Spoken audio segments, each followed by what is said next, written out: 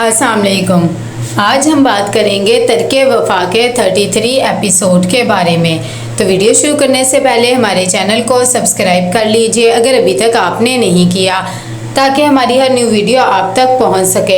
यहाँ पर अयाज जब घर आता है तो वो अपनी बहन को कहता है कि मैं तुम्हें कह के भी गया था कि यहाँ से चली जाओ। फिर अनम कुछ कहेगी तो उसकी बातें भी सुन लेना कि इतनी देर में नौशीन कहती है कि अब अनम वापस नहीं आएगी, और वैसे भी मैं यहाँ पर 2-3 दिन रहने आई हूँ। अनिला बाजी को बता कर आई हूँ कि इतनी देर में अयाज अनम को फ़ोन करता है, लेकिन वो उसका फ़ोन भी रिसीव नहीं करती। नौशीन कहती है कि मैंने तो पहले ही तुम्हें कह दिया था।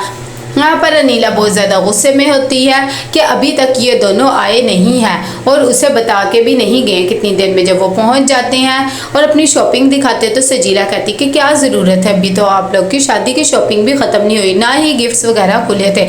कि इतनी देर में वहाँ पर अनिला भी आ जाती है। सिप्तान अपनी बहन को बिठाता है और कहता है कि हमने सोचा चलो थोड़ी सी शॉपिंग ही कर लेंगे। बात सुनकर वो कहती है कि मुझे बिल्कुल भी अच्छा नहीं लगा है कि ये मुझसे इस तरह झूठ बोल कर गई है। भाई मुझे टेंशन होने लग जाती है। साथ ही अनम के बारे में भी बताती है कि उसकी तबीयत कितनी ज़्यादा ख़राब है। सप्तान कहता है कि अच्छा ठीक है, आप भी आज के बाद ऐसा नहीं करेंगे, और अगर अनम की तबीयत ख़राब थी तो आप मुझे बता सकती थी, आपने मुझे क्यों नहीं बताया है। वो लोग उठ के चले जाते हैं। मरियम बेचारी सजीला को कहती है कि मैं आप सबके लिए भी शॉपिंग करके लाई हूँ, सोचा था कि चलो आप लोगों के लिए भी लाऊंगी तो अच्छा लगेगा। जब उसे शॉपिंग वगैरह दिखाती है, सूट सजीला को बिल्कुल भी पसंद नहीं आते और कहती है कि अच्छा ठीक है, इसकी ज़रूरत नहीं थी, अब इन्हें तय करके लगा दो। कि इतनी देर में यहाँ पर अनम के पास जब सप्तान जाता है तो वो कहती है कि अब मेरी तबीयत पहले से बेहतर है, और कहती है कि मैं बाहर खाना खाने जाना चाहती हूँ। सप्तान भी मान जाता है। ये बात देखकर मरियम हैरान सी हो जाती है क्योंकि वो दोनों डिनर करके आए होते हैं, लेकिन सप्तान उसे रोक देता है बताने के लिए। अनिला कहती है कि भाई जहाँ मर्जी जाओ लेकिन बता के जाया करो, मुझे पता है यही तुम लोगों के दिन है, लेकिन इस तरह झूठ बोल के जाना मुझे अच्छा नहीं लगता है। सप्तान मरियम को कह देता है कि भाई आज के बाद जो आपी कहेंगी वही होगा और तुम आपी को बता कर ही आया करो। चले ठीक है आपी, आप उठे, वैसे भी मुझे बहुत ज़्यादा भूख लगी है, हम बाहर जाकर ही कुछ खाएंगे। यहाँ पर जब कमरे में आ जाती मरियम तो वो बहुत ज़्यादा गुस्से में होती है। सप्तान कहता है कि भाई क्या हो गया है। मरियम कहती है कि आपने मुझे सबको सच क्यों नहीं बताने दिया, हम तो डिनर करके आए हैं, मुझे समझ नहीं आ रही कि भला झूठ बोल के क्या करना था, आपने सच बता देते। सप्तान कहता है कि बस यही तो बात है ना, फिलहाल हम उनका दिल रखने के लिए उनके साथ चले जाते हैं और कुछ हल्का फुल्का खा लेंगे, और इन सब चीज़ों को तुम भी समझा करो। यहाँ पर बहुत ज़्यादा परेशान होती है आयशा क्योंकि उसकी तबीयत काफ़ी ख़राब हो रही होती है और उसे चक्कर भी आ रहे होते हैं। शहीर जब उसे इस हालत में देखता है तो वो भी घबरा सा जाता है और कहता है कि सब ठीक तो है ना। वो उसे रूम में लेकर जाता है और कहता है कि मैं भी डॉक्टर को बुलाता हूँ कि इतनी देर में। हया देखती है कि समीर फिर से उसकी यूनिवर्सिटी के बाहर आया हुआ है। वो उसे कहती है कि क्या बात है, तुम्हें और कोई काम वगैरह नहीं है जो तुम यहाँ पर आ जाते हो। वो कहता है कि मैंने सोचा आज आपको ड्रॉप ही कर दूँ, और वैसे भी लड़कियों को तो ये सब चीज़ें पसंद होती है। जब वो दोनों बातें कर रहे होते हैं कि वहाँ पर आसिफ भी आ जाता है और वो उन दोनों को देख लेता है और कहता है कि बड़ी तो बड़ी, छोटी भी सुबहान अल्लाह ही है। कि इतनी देर में हया कहती है कि भी तुम कोई काम वगैरह भी करते हो या नहीं करते, सिर्फ लड़कियों को चक्कर लगाते हो।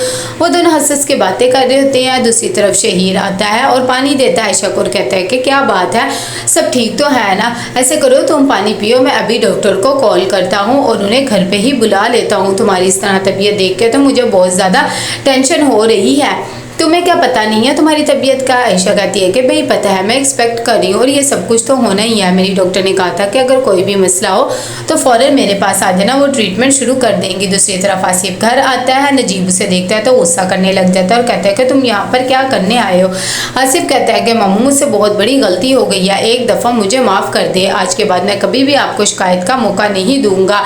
नजीब उसकी बातों में आ जाता है और कहता है कि अच्छा ठीक है, लेकिन आज के बाद अगर तुमने ऐसा कुछ किया तो फिर मेरे घर में तुम्हारे लिए कोई जगह नहीं होगी। कि इतनी देर में वहाँ पर उसकी माँ भी आ जाती है और कहती है कि ये सब कुछ क्या हो रहा है, ये यहाँ पर क्यों आया। आसिफ भी अपनी नानों से माफ़ी मांगता है। उसकी नानों कहती है कि भाई ये तुम्हें माफ़ कर सकता है, मैं नहीं। दूसरी तरफ आसिफ ऊपर अपनी माँ से मिलने जाता है। कंवल भी उसे देख कर बहुत ज़्यादा खुश हो जाती है और कहती है कि तो तुमने बहुत ही अच्छा किया है कि मामू और नानों से माफ़ी मांग ली है।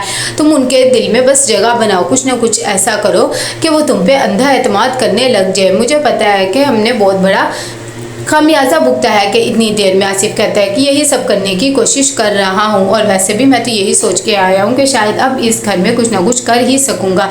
यहाँ पर रज़िया आती है और आकर कहती है मरियम बीबी आप तो इतनी जल्दी सुबह सुबह उठ जाती हैं, नई नवेली दुल्हन तो बहुत लेट से उठती हैं। मरियम कहती है कि हाँ आजकल की लड़कियां वैसे ऐसे ही करती हैं, लेकिन मुझे आदत है क्योंकि मैंने ऑफिस भी जाना होता है और अब मैं सोच रही हूँ कि दोबारा से अपनी रूटीन पे आओ। साथ ही उसे पेंटिंग भी कुछ अच्छी नहीं लगती कि इतनी देर में वहाँ पर नदीम भी आ जाता है और कहता है कि ये तो बहुत ही अच्छी बात है कि आप ऑफिस ज्वाइन कर लेंगे और हाँ पेंटिंग वगैरह भी अपनी तरफ से ही सेट करवा लेना। अनीला भी आ जाती है और वो कहती है कि भाई यहाँ पर क्या बातें हो रही हैं कि इतनी देर में। रज़िया कहती है कि कुछ भी नहीं, बस मरियम अभी मुझे बता रही थी कि पेंटिंग्स वगैरह ठीक नहीं है। इतनी देर में मरियम भी बोल उठती है और कहती है कि इनका ये जाविया अच्छा नहीं लग रहा, इसलिए मैं इसे कह रही थी कि यहाँ से उतार जी। अनीला को ये बात बहुत ज़्यादा गुस्सा दिलवाती है और कहती है कि ये मेरा घर है और मुझे पता है कि इस घर में क्या चीज़ और कहाँ होनी चाहिए, किसी को बताने की ज़रूरत नहीं। दूसरी तरफ ज़हरा जब देखती है आसिफ को तो वो आकर नजीब को कहती इसे क्यों आपने घर में आने दिया है, मुझे नहीं लगता हमें इसे माफ़ करना चाहिए था। नजीब कहता है कि हाँ उससे गलती तो बहुत बड़ी हुई है, लेकिन एक चांस तो उसे देना बनता है ना, फिर कोई गलती करेगा तो फिर देखा जाएगा। इतनी देर में वो हया के बारे में पूछता है तो हया भी आ जाती है, कहती है कि अम्मी मेरे सर में बहुत ज़्यादा दर्द हो रहा है, चाय बना दे। उसकी अम्मी कहती है कि किचन में तुम्हारी चाय बनी हुई पड़ी है। कि वहाँ पर आसिफ भी आ जाता है और आकर कहता है कि मरियम कैसी हो, तुम्हारी पढ़ाई वगैरह कैसी जा रही है कॉलेज यूनिवर्सिटी की। बस मैं भी तुम्हारे पीछे पीछे ही आया हूँ, और बताओ सब ठीक तो है ना। हया जब उसे देखती तो कहती है कि आप यहाँ पर कब आ गए हैं।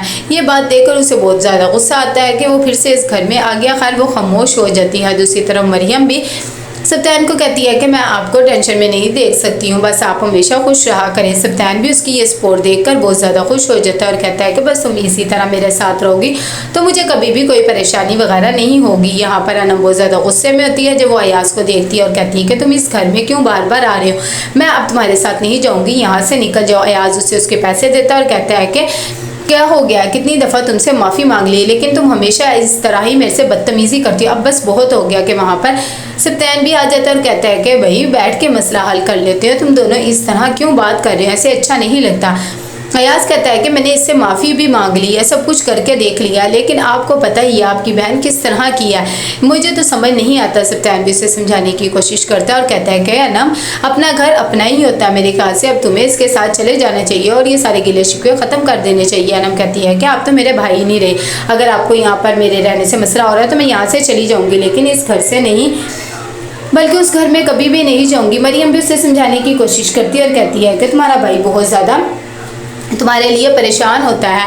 ये सब बातें अनीला भी सुन रही होती है, उसे बहुत गुस्सा आ रहा होता है। अयाज कहता है कि इसके पैसे भी मैंने इसे दे दिए, आप मुझे बताएं क्या पैसा ही ज़िंदगी में सब कुछ होता है, आपकी बहन की तो मुझे समझ ही नहीं लगती है। ये बात देखकर बेचारा सब्तान भी खामोश सा हो जाता है क्योंकि अयाज भी उठकर चला जाता है। तो कैसा लगा आपको एपिसोड, लाइक एंड शेयर करके लाजिम करिएगा। अल्लाह हाफिज़।